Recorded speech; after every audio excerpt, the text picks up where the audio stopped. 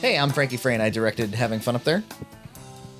And I'm joined by Nina Shaleski, who produced it with me, my wife. That's me. Who you can see in the very background of the footage we're watching right now. So what we're taking a look at is Bonica, who was or Bonica. I don't pronounce her name properly ever, and I really ought to. She took still photos across the entire shoot. She flew out from Austin to do that. She was a friend of Jeff's, and she took really, really great stuff. If you haven't seen it by now, you can go to the Red Cow Facebook page, or you can go to the havingfunupthere.com and see them. But while she was doing that, I said, hey, man, if that's the only thing you're going to be doing on the set, can you also take some footage? Because we love to do these video blogs, and we always like to have lots and lots of those to show people who care about it. And she did take them, but she took them as an image sequence, so they didn't come out with any audio. So, but it's beautiful footage, and I thought maybe it would jog some memories of Nina and I as we watch it, and at least you'll get to see what she shot. So this was day one, so of course, like, she was a little bit more willing to shoot some footage. Looks like we're taking a close look here at the 5D. Kyle could probably tell us what lens that is, but fuck if I know. Now we're in New Bedford. This was where Nina really shined, where she actually made this into a birthday party. Yeah, this is one of those things where there's actually like set design, because we had to do it ourselves, not just show up where it was all done for us. I'd say it took like 15 minutes to make the whole yard look like a birthday party. Yes, running around like a nut. So anyone who thinks they can't throw together a birthday party in 15 minutes, you're full of crap. It's one of those things where it felt like it was like you really don't need to put in this level of detail, but then suddenly, like, as you take each shot, you're like, oh, I'm really glad that little happy birthday is there. And some of the shots look downright staged, and they weren't at all. We shot the whole opening sequence, which people probably haven't even seen yet because the movie's not out, but in about 2 hours or so.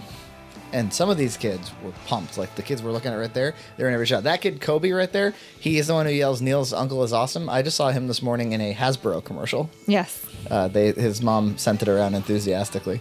And he was really, really funny. Look at him. I mean, he's He was like coaching other kids in their acting and how to look happier and more playful. And he was much younger than the ones that were, like, the older you get, the more bummed out you get. We all know this. That's what the movie's about. He was just psyched to be there. I guess they wanted to document their trip. We spent a lot of time on the road. This is good that it's documented. The thing is, like, you see the final movie and you don't consider at all, like, how many cars do you have to take? How many people can fit in the car?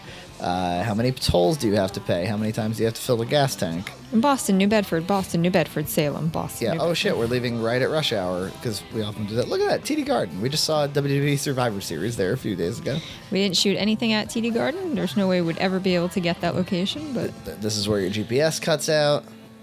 So this must be Jeff telling the camera what we were doing that day, which I would have been interested in what the hell he's saying, but I'm going to guess that he was like, hey, years ago I wrote this birthday party sequence. I never thought I'd see it come to life. And he's about to walk in and see what it might look like. Which I'm always, like, really excited to see that out of Jeff, to see, because I've always written my own movies, and I want to know what it's like to write something and then watch it manifest by somebody else's hand. The closest experience I've ever had to that is, like, I've written a play and somebody else directed it, and that was kind of cool. And this is a friend of Jeff's. Yeah, which he hadn't seen in years. So Jeff's about to see somebody for the first time in like 10 years. And he shows up and, like, there's already parents. Look at me. I'm so excited to show him that I'm, like, accosting him. Yeah. John Hunt doing the audio stuff. Mike and everybody. Getting everyone all set. Look at you there with the releases. Kablam. You signed that shit. And you don't sue us. Please sign your child's life away. I would say, I mean, you're valuable every single day. Like, every time anybody thanks me for the shoot, they're always like, thank your wife, she was really excellent. Or it's always, they always give, like, us, like, credit, which is totally deserved. But that day in particular you were an incredibly valuable asset. Now, I wasn't here for this. This is the record store. This is the one shoot you were not at? Yes, I wasn't here for the record store and the music store, because they were, like, the same shoot, the same afternoon, evening shoot. Yeah. As you can see, like, that's, yeah, in that last shot, you probably got a better sense of what the, how navigable the store was. It was floor-to-ceiling record stock. It was not, like... Oh, and of course, the one location that shows up so many times in the movie was one of the longest, hardest days, and the first location fell through. This was a completely... Again, you want to talk about Nina's value? Nina was the one who ran up and down the street looking for a bar that would let us do this, and she was like, they're going to let us shoot for $150 at PA's.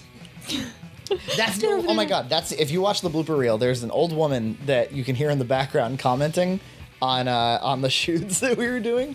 Like she didn't realize. I mean, obviously she knew we were shooting a movie, but I guess she didn't think that if she makes loud reaction noises to the shots, that we can hear her. She thought she was adding to the scene. Yeah, she was like, very good. Her hat's a little too trendy for her age. I'm impressed. It started with her being pissed off that that it was so bright in there because she went in there to day drink. Yeah. I mean, the bar, and no one wants to do that in bright light. The thing is, the bar's open right now. The bar is completely. You can walk in and get a drink right now, and you walk into this nonsense, you'd be like, I'm getting the hell out of here. Yeah, but I'm sure the $150 we paid to be there was more than any of the business he would have gotten until the time we left. Yeah, I would think so. Well, he must have decided that. Yeah. Look at that. CE was there to do proper lighting. This was like a real crew day. This was like... Yeah, this was like probably the realest... There's a lot of hands on this one. Realest thing I've ever shot. I mean, outside of like soundstage shoots. Look at her. She's like a member of the crew. There's like a guitar over the light. Like, did we get that? That's a great shot. Some of it was serendipitous. Some of it was by CE's hand. Some of it was, something you'd catch. And this is cool too because we didn't get any blog footage from this day. They're in the middle of a take right there actually. Oh wow. But they're like Bonica, John Hunt, a number of people are all hiding under this tarp. So that's it. So thanks everybody for taking a look at the footage, and I love you, Nina. Goodbye. Bye.